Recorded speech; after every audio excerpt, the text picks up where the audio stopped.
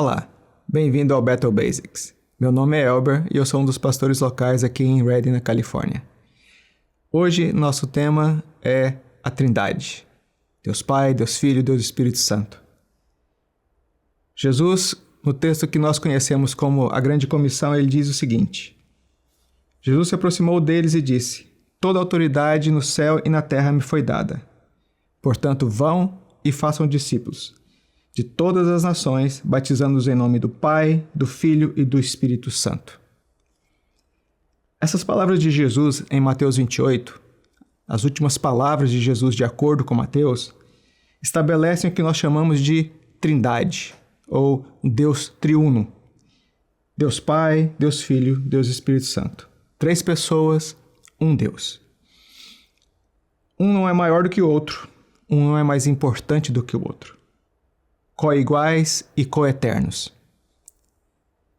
Desde os dias de Jesus até hoje, essa verdade de Deus Pai, Deus Filho e Deus Espírito Santo, essa verdade tem sido questionada. Essa verdade tem sido discutida, analisada e ignorada. Sabe, são 3 deuses ou é só um Deus? Será que é um Deus com 3 manifestações distintas? Será que, dependendo do dia, você tem uma manifestação e outro dia você tem outra? A gente pode passar o dia fazendo perguntas. Mas a verdade é que nós não vamos ter respostas para todas. Sabe, heresias são criadas quando nós tentamos explicar demais o que Deus não se preocupou em explicar. Por exemplo, há pessoas que dizem que Jesus não é Deus, que ele foi só um homem. Será? Então, se Jesus não é Deus, será que o sacrifício na cruz é válido para a salvação, para me resolver o problema do meu pecado? Uau, já pensou nisso? Mas Jesus é Deus. E o sacrifício dele, o sangue derramado, é suficiente para me limpar de todo pecado. E se o Espírito Santo não é Deus? E ele é meu conselheiro? Que tipo de conselhos, então, eu estou recebendo? Sabe, mas o Espírito Santo é Deus. Ele não é só uma energia por aí no universo. Como lidamos, então, com isso? Como que nós lidamos com a Trindade? Obviamente, é preciso ter fé. Hebreus 11:3 diz: Pela fé, entendemos que todo o universo foi formado pela palavra de Deus. Assim, o que se vê originou-se daquilo que não se vê. É pela fé que entendemos as coisas de Deus.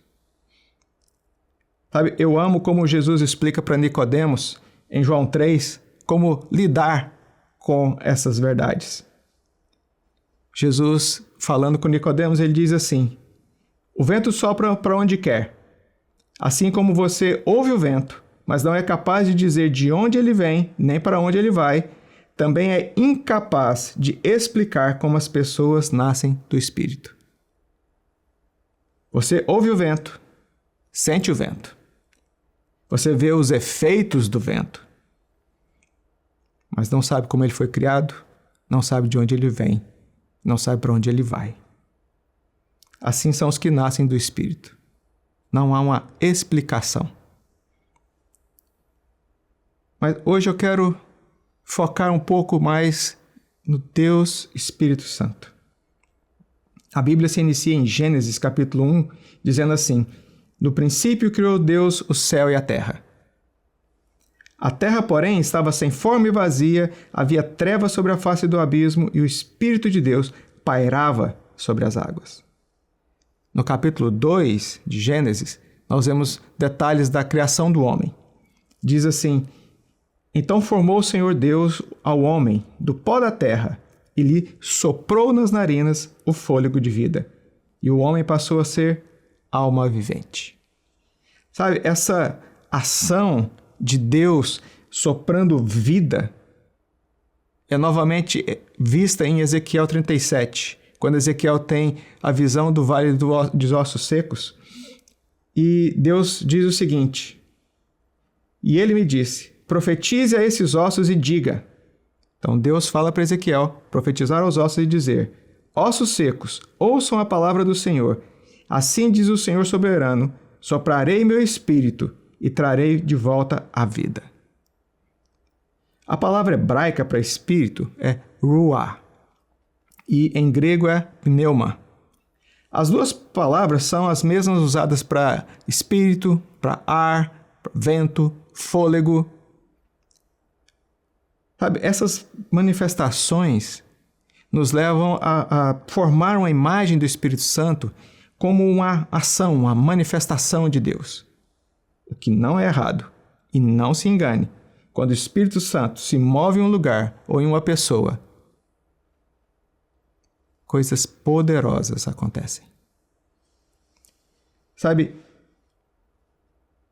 esse tipo de ação, esse tipo de manifestação, características do Espírito Santo, às vezes nos levam a formar uma imagem de que é somente isso, de que ele é uma força, um poder, e ele é o poder de Deus. E nós vamos ver isso um outro dia. Mas quando Jesus fala do Espírito, nós vemos uma pessoa, e não somente uma força ou uma energia.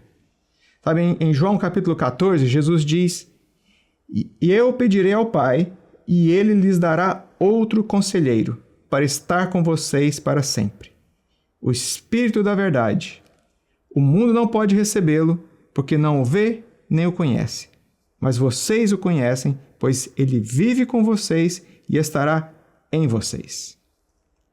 Mais adiante, no mesmo capítulo, ele diz: mas o conselheiro, o Espírito Santo, que o Pai enviará em meu nome, lhes ensinará todas as coisas e lhes fará lembrar de tudo o que eu lhes disse.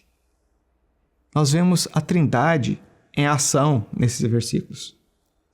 Deus Filho está quase completando seu ministério na terra.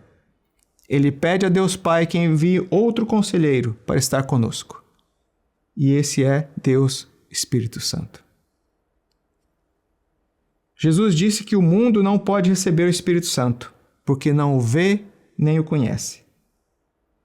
Mas quando nós nos arrependemos, mudamos nossa maneira de pensar e cremos que o sacrifício de Jesus, o Filho de Deus, é suficiente para me reconciliar com Deus. Meu coração recebe o amor do Pai e os meus olhos são abertos para ver e conhecer o Espírito Santo. Quando chegamos no capítulo 16 de João, Jesus faz uma das afirmações que eu acho que mais deu nó na cabeça dos discípulos. Com certeza teria dado nó na minha cabeça. Em João 16, Jesus afirma o seguinte: mas eu lhes afirmo que é para o bem de vocês que eu vou. Se eu não for, o conselheiro não virá para vocês, mas se eu for, eu o enviarei. Quando ele vier, convencerá o mundo do pecado, da justiça e do juízo. Imagine-se como um dos discípulos. Você está andando com Jesus, o Messias prometido. Deus em pessoa, andando, comendo, conversando com você. E ele diz: é para o seu bem que eu vá embora. Em outras palavras, é melhor para você que eu vá embora. E você pensa: o que pode ser melhor do que estar com a pessoa de Jesus? Mas Jesus diz: se eu não for, o conselheiro não virá. Eu não consigo entender essa dinâmica. E não acho que os discípulos também não conseguiram entender o que estava acontecendo.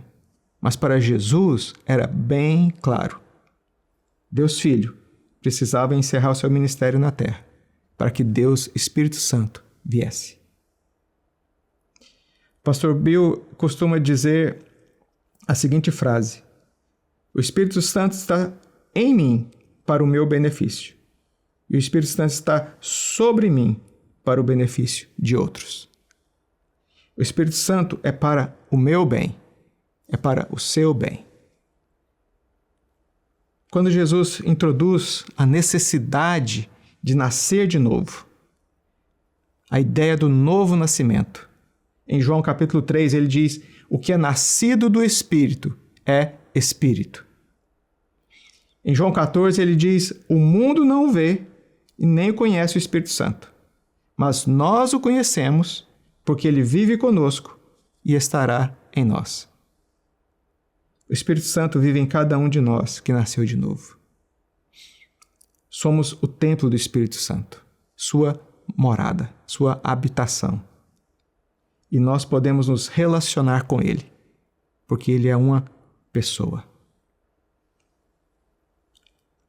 Porque pela graça sois salvos, mediante a fé, e isso não vem de vós, é dom de Deus. Não conseguimos explicar a Trindade.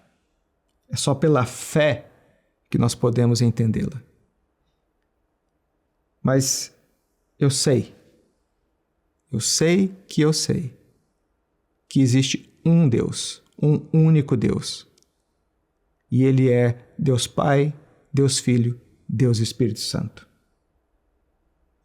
Entenda pela fé e receba o amor, o perdão e o poder de Deus. Deus é bom e Ele te ama. Até a nossa próxima aula.